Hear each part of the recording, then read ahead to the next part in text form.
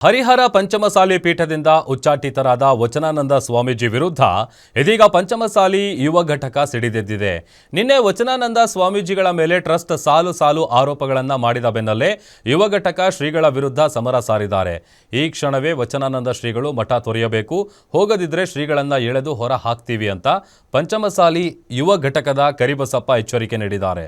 Vachanananda ಶ್ರೀಗಳನ್ನ massage ಪ್ರಿಯ ಸ್ವಾಮೀಜಿ ಎಂದ ಚಂದ್ರಶೇಖರ್ ಪೂಜಾರ್ ಆರೋಪ ಮಾಡ್ತಿದ್ದಂತೆ ಮಠದ ಭಕ್ತರು ಇದೀಗ ಮತ್ತಷ್ಟು ಕೆಂಡಾಮಂಡಲರಾಗಿದ್ದಾರೆ. ವಚನಾನಂದ ಶ್ರೀಗಳು ಗೋಮುಖ ವ್ಯಾಘ್ರ ಎಂದ ಕರಿಬಸಪ್ಪ ಸಿಟ್ಟಾಗಿದ್ದಾರೆ. ಮಠದಲ್ಲಿ ಆಗ್ತಾ ಇದ್ದ ಎಲ್ಲ ಅನಾಹುತಕ್ಕೆ ಸ್ವಾಮಿಯೇ ಕಾರಣ ಆಗ್ತಾರೆ.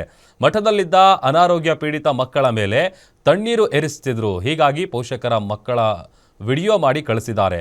ಹೀಗಾಗಿ ಕೂಡಲೇ ವಚನಾನಂದ ಶ್ರೀಗಳು ಮಠ ತೊರೆಯಬೇಕು ಅಂತ ಆಗ್ರಹಿಸಿದ್ದಾರೆ. ಈ ಸ್ವಾಮಿತ್ವಕ್ಕೆ ಯಾವುದೇ ಬೆಲೆ ಕೊಡೋದಿಲ್ಲ. ಗೋಮುಖ ವ್ಯಾಘ್ರ, ಕೀಚಕ ಮನಸ್ಥಿತಿ ಇರ್ತಕ್ಕಂಥ ವ್ಯಕ್ತಿ ಮನುಷ್ಯ. ಹಾಸ್ಟೆಲ್ ಅಲ್ಲಿ ಇರ್ತಕ್ಕಂಥ ಮಕ್ಕಳಿಗೆ ಜ್ವರ ಬಂದಿದೆ ಅಂತಂದ್ರೆ ಅವ್ರ ಮೇಲೆ ನೀರ್ ಹಾಕ್ತಾನೆ. ಇಂಥ ಹೀನ ಮನಸ್ಥಿತಿ ಇರ್ತಕ್ಕಂಥ ವ್ಯಕ್ತಿ ಕೂಡಲೇ ಈ ಮಠವನ್ನ ತೊರಿಬೇಕು ಅಂತ ನಾವು ಆಗ್ರಹಿಸ್ತಾ ಇದ್ದೀವಿ. ಮತ್ತೆ ಈ ಸ್ವಾಮಿಯನ್ನ ಏನು ಇವತ್ತು ಉಚ್ಚಾಟನೆ ಮಾಡಿದರೆ ಆ ಹಿರಿಯರಿಗೆ, ಪೀಠಕ್ಕೆ ಮತ್ತು ಸಂಘಕ್ಕೆ ನಮ್ದು ಬೇಷರತ್ ಬೆಂಬಲ ಇದೆ. ಈ ಕ್ಷಣನೇ ಅವರು ಮಠವನ್ನ ತೊರಿಬೇಕು. ಇಲ್ಲದೆ ಹೋದ್ರೆ ಯುವ ಘಟಕ ಅವರನ್ನ ಹೊರ ಹಾಕುವಂತ ಕೆಲಸವನ್ನ ಮಾಡ್ತಿತ್ತೆ. ಅವರು ಮಠ ತೊರೆದೇ ಇದ್ರೆ ನಾವು ದರನೇ ಎರಡು ಹೊರಗಾಗ್ತೀವಿ.